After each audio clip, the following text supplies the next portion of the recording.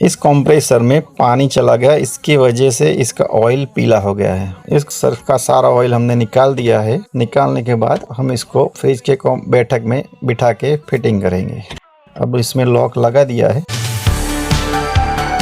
इसके बाद हमने नया ऑयल निकाला है और उसमें चार्ज कर रहे हैं।